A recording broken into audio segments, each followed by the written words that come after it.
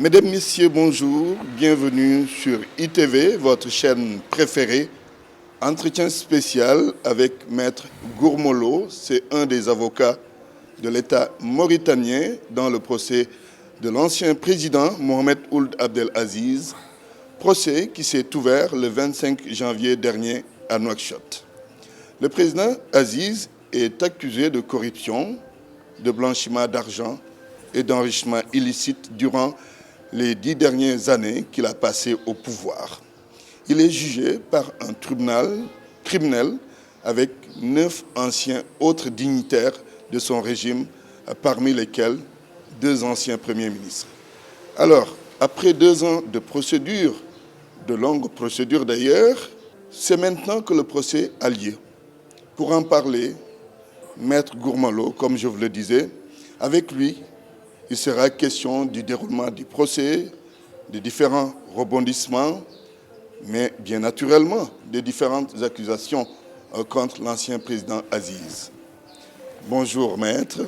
Bonjour, merci, je vous remercie. Je remercie ITV de me recevoir ici pour m'entretenir sur des questions qui concernent ce procès, ce fameux procès que vous avez bien situé. Et merci d'avoir accepté cette invitation. Merci. Ce n'est pas une histoire de plaidoirie, mais c'est une séance d'explication en quelques petites minutes. Comment se déroule le procès de l'ancien président Abdelaziz? Bien, c'est un procès classique au pénal, même avec des enjeux considérables.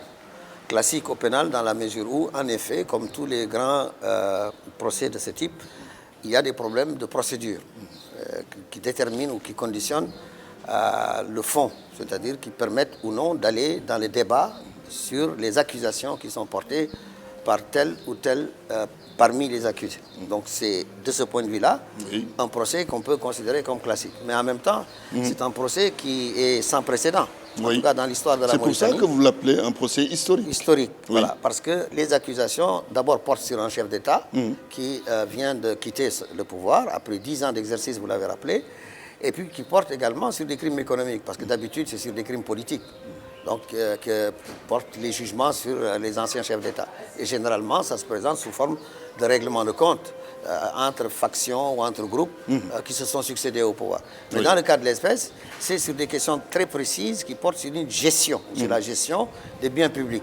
Donc, avec possibilité pour tout le monde de voir est-ce que les règles, notamment de comptabilité publique, les règles de gestion publique, les règles liées aux conditions dans lesquelles des marchés ont été ou non attribués, etc. Donc, ce qui permet donc de situer le débat sur un terrain économique à proprement parler et en tout cas de restreindre, si vous voulez, les complications de type politicien qui pourraient tourner autour de ça. Mais alors, procès historique, parce que c'est la première fois, dit-on, qu'un ancien président d'Afrique et du monde arabe est jugé pour corruption. Aura-t-il valeur d'exemple comme certains le soutiennent dans votre pays? Je suis dubitatif parce que je pense que les questions de gestion et de bonne gouvernance sont trop profondes pour être réduites à des événements même d'une portée historique. Parce qu'il s'agit en vérité de savoir est-ce que les États qui sont les nôtres sont véritablement gérés d'une manière qui exprime profondément les intérêts de leur peuple. Donc est-ce que ce sont des États de droit, des États démocratiques? Je peux espérer que cela soit une sorte de signal qui soit donné non seulement en Mauritanie, mais pour le reste du continent africain, que gérer un État, ce n'est pas s'approprier l'État, ce n'est pas de faire de l'État son bien personnel. On peut espérer que cela, en effet, peut pousser les uns et les autres à réfléchir sur les États que nous avons pris en héritage et pour savoir comment adapter ces États-là à nos besoins profondément ancrés dans nos propres pays. Donc ça, c'est un espoir d'ensemble. Maintenant, dans la réalité de ce qui nous préoccupe en Mauritanie, il y a lieu de penser que, au moins, ceux qui aujourd'hui exercent le pouvoir se rendent bien compte de l'immense responsabilité qu'ils ont d'assumer ce pouvoir-là. Et que, évidemment, ils seront sous garde, sous vigilance, sous contrôle, parce qu'on va pouvoir faire la comparaison. Vous venez de juger quelqu'un, nous attendons de vous que sur les faits qui lui ont été reprochés, que vous ne vous comportiez pas de la même façon. Donc il y a là effectivement une valeur d'exemple concret que l'on pourrait mettre en avant sur ce plan. Et justement, vous êtes un peu dans le fond, même si vous êtes en train en même temps de toucher la forme quelque part. Mais dites-nous, est-ce qu'en termes de forme, c'est le bon tribunal pour juger un ancien président de la République? Alors évidemment, la défense, à corps et à cri, dit que non. Ils estiment que le tribunal compétent n'est pas celui-là parce qu'ils estiment que l'article 93, qui est devenu l'article le plus célèbre en Mauritanie, vous pouvez le deviner, de la constitution mauritanienne, disent-ils donc, donne à penser que seule la haute cour de justice, qui est une institution spéciale, qui est habilitée à le juger, et pour haute trahison. Donc pour eux, donc, manifestement, ce n'est pas le cas. Et vous soutenez Mais le nous, contraire? évidemment, c'est le contraire. Pourquoi? Et pourquoi vous soutenez le contraire? Parce que cet article 93, son écriture est très simple, si j'ose dire. Il dit que le chef de l'État, en exercice, lorsqu'il a quitté le pouvoir, ou en tout cas lorsqu'il n'est plus en exercice, ne pourrait être jugé que sur les actes qu'il a accomplis dans l'exercice de ses fonctions et pour haute trahison. Mais dans l'exercice de ses fonctions, ça veut dire quoi? Ça veut dire que les actes pour lesquels il devra être jugé pour haute trahison doivent être rattachés à l'exercice de la fonction. Autrement dit encore, si les actes qui lui sont reprochés sont des actes qu'il a exercés sans rattachement, sans lien avec la fonction présidentielle, ce n'est donc pas la haute trahison, c'est donc les juridictions ordinaires. Et là, ça veut dire par exemple que si le chef de l'État se comporte comme n'importe qui, dans la vie courante, par exemple les rapports avec sa famille, les rapports avec ses amis, les rapports avec les passants, les rapports avec le paiement des impôts ou le paiement des factures d'électricité, ou s'il commet un acte que n'importe quel individu peut commettre, tel que le larcin, tel que le vol, tels que les tripotages d'identité, toutes choses que n'importe qui peut commettre et qui ne soient pas rattachables à sa fonction. Si donc il agit comme un kidam, comme n'importe qui, à ce moment-là, il relèvera des juridictions ordinaires. Des juridictions ordinaires. Voilà. Mais il a eu à gérer et vous l'accusez, disons, on l'accuse d'enrichissement illicite. Quand il s'enrichit illicitement, c'est quand même dans le cadre de l'exercice de ses fonctions. Non, comme parce président de la que République. ce dont il va s'agir ici, c'est de voir comment et dans quelles conditions cet enrichissement a eu lieu. Par exemple, je donne un exemple. Si le chef de l'État décide de vendre des écoles et que les écoles ainsi vendues vont entrer dans l'escarcelle d'un individu à qui il le remet, et qu'il le remet de manière parallèle à l'exercice de ses fonctions. Ici, il se comporte comme un mafieux. Et donc, de ce fait, ce n'est pas rattachable à l'exercice de la fonction. Ce n'est pas le cas, par exemple, si, dans le cadre des rapports qu'il a, qui sont des rapports, disons, en tant que chef de l'État, il fait prendre des décisions à ses ministres ou fait prendre des décisions à son gouvernement d'une manière générale parce qu'il estime qu'aujourd'hui, il y a un plan d'urbanisme en Nouakchott qu'il faut remettre en cause et que donc, dans ce cas-là, il donne des instructions, même s'il s'avère que sur le plan architectural ou sur le plan urbanistique, c'est une erreur, ici, il est dans le rattachement de ses fonctions. Oui. Par contre, s'il est bien dont il a profité de leur mise dans dans l'économie, rentre dans ses comptes selon des procédures mafieuses, ici il se comporte comme un mafieux, et se comportant comme un mafieux, il va être jugé comme un mafieux. Je vous le dis, pour bien comprendre cela, il faut vous situer, par exemple, dans le cadre du statut personnel. Voilà un chef de l'État qui se marie, il a le droit de sa vie privée. Mais dans le cadre du mariage, il commet des fautes. Il commet des fautes tellement graves que, par exemple, ils sont susceptibles de faire l'objet d'une procédure judiciaire. Bien sûr, après coup, parce que tant qu'il est président de la République, on ne peut pas engager de procédure contre lui. Mettons que son épouse se rend compte qu'il a commis des erreurs très graves, par exemple, relativement à leur statut personnel. Vous pensez bien que sa femme ne va pas engager une procédure devant la haute cour de justice pour haute trahison. Parce que la haute trahison s'adresse à la nation. Tout à fait. Et ce n'est pas à un individu lambda qu'un tel fait pourrait être invoqué devant le juge. Oui. Voilà. Accusé de corruption, de blanchiment d'argent et d'enrichissement illicite, y a-t-il pas quelque part une chasse aux sorcières, comme le soutiennent d'ailleurs ses partisans qui parlent de procès politique? Alors ça évidemment, c'est immanquablement ce que la défense peut faire. Surtout vu la nature accablante des charges qui pèsent sur le chef de l'État. Alors, maintenant la question c'est, et ça c'est la relève des faits et des investigations, comment les choses, comment sont-ils arrivés là? Ça c'est important. C'est dans la relation des faits. Le chef de l'État actuel était en effet de son camp politique. Il a même été un de ceux qui l'ont propulsé. L'actuel président de la République. Et l'ancien est donc celui qui l'a le plus soutenu dans ce processus, et ils étaient reconnus de notoriété donc publique comme étant plus que des amis, ils étaient des frères. Alors il s'est trouvé que lorsque le chef de l'État actuel donc, est arrivé au pouvoir et qu'ils sont allés à l'investiture, l'opposition mauritanienne a exigé, parce qu'elle a lutté corps et âme contre tout ce que l'ancien chef de l'État faisait en matière de gestion, elle a réclamé une reddition des comptes. Oui. Et on demandait l'audit.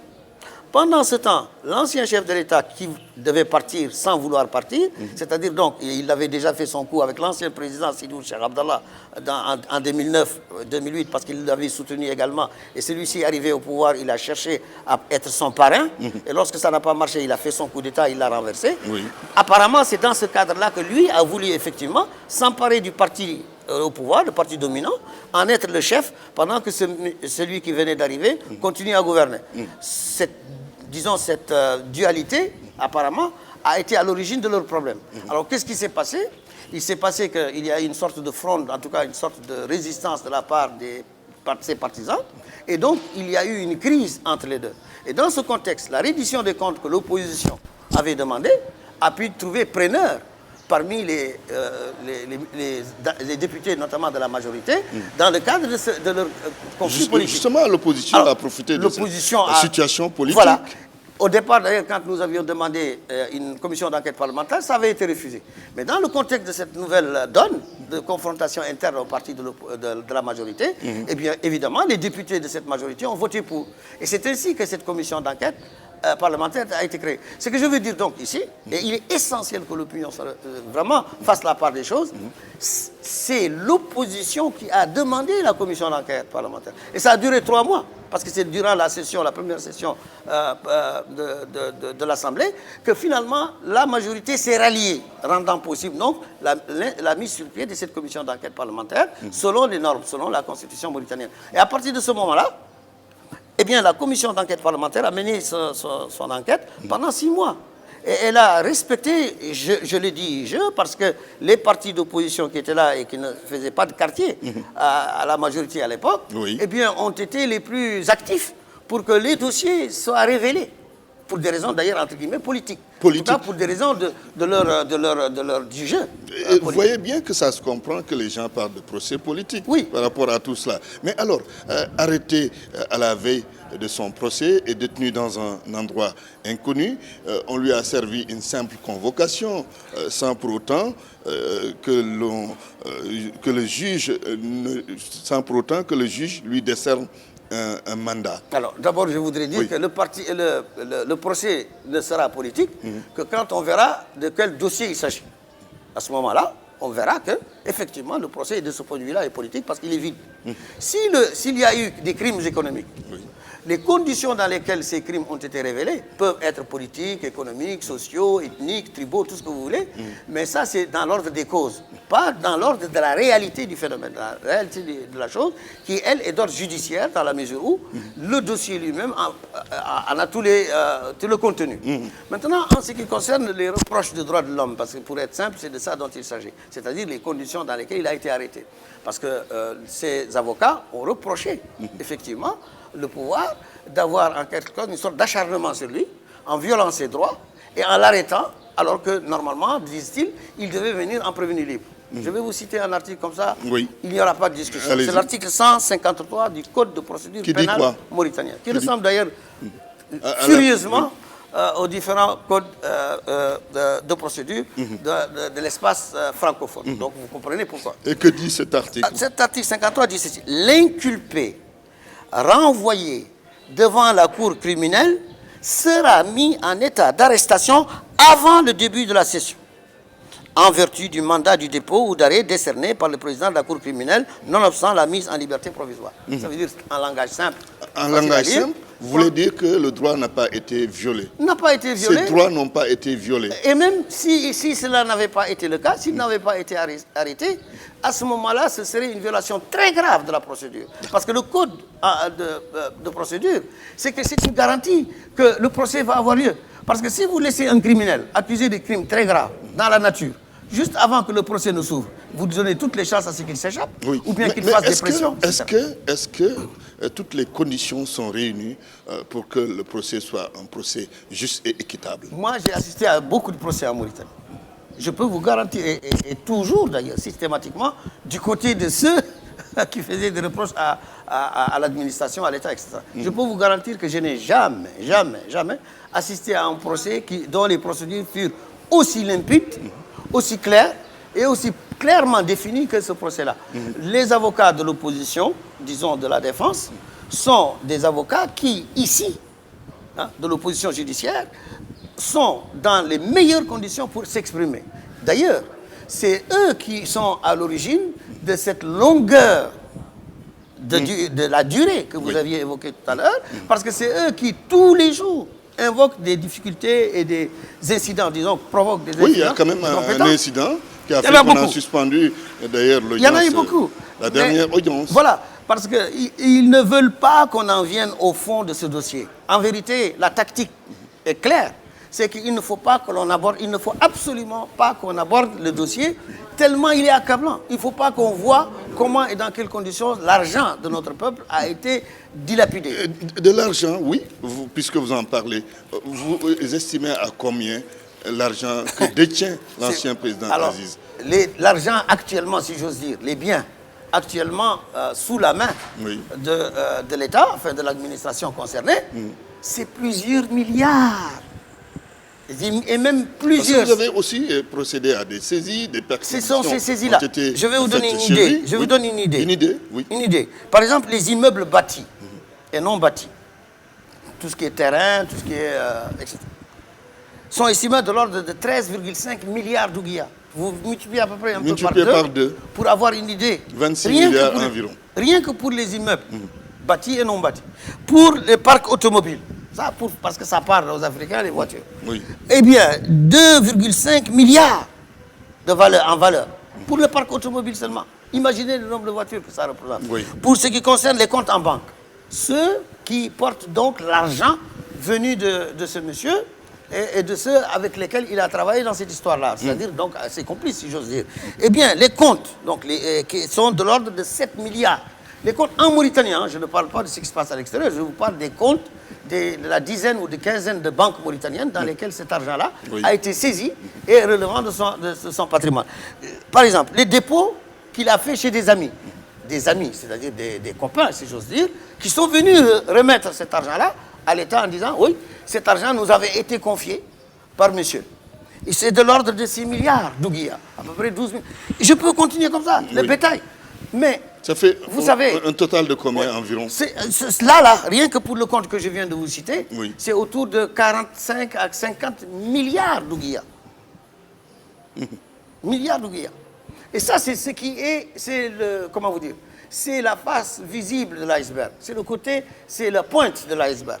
Et tout cela a été déjà saisi. Mais tout cela est saisi. Maintenant, pour l'extérieur, rien encore, parce qu'ils sont à la recherche, vous savez comment ça se passe. Mais il y a une chose qui est extraordinaire. Nous avons un chef d'État, et c'est très rare, qui dit, au bout du compte, je suis très riche. Et qui ajoute, je vous assure que ce n'est pas une blague, je suis très riche et je n'ai jamais touché une ouguiya, disons un franc CFA, de mon salaire durant toute la période où j'étais chef d'État. Sauf que s'il te le dit, en tant que chef d'État, tu t'accables. Pourquoi? Parce que la loi sur la corruption, en ce qui concerne l'enrichissement illicite, dit très clairement que tout agent public devra justifier de toute augmentation de son patrimoine depuis le temps où il s'occupe d'une charge publique. Que dit la loi mauritanienne en la matière en cas de condamnation? Alors, boucler cet entretien. Les montants, c'est-à-dire ce que l'on peut recevoir, c'est au moins jusqu'à 10 ans de prison. Plus maintenant des amendes, etc. Et aussi la perte de ses droits civils. Ça, c'est l'enjeu proprement pénal, l'enjeu, disons, de la sanction, des sanctions. Très bien. Voilà. Maître Gourmolo, merci. Je vous remercie infiniment. C'était un immense plaisir de vous recevoir sur ITV. Voilà. Je rappelle que vous êtes un des avocats de l'État mauritanien dans le cadre du procès de l'ancien président Mohamed Ould Abdelaziz. Merci encore une fois. Je vous remercie infiniment. Et vraiment, ITV, c'est une télévision que l'on suit avec beaucoup d'intérêt parce que vous êtes une télé très dynamique, je dois vous le dire.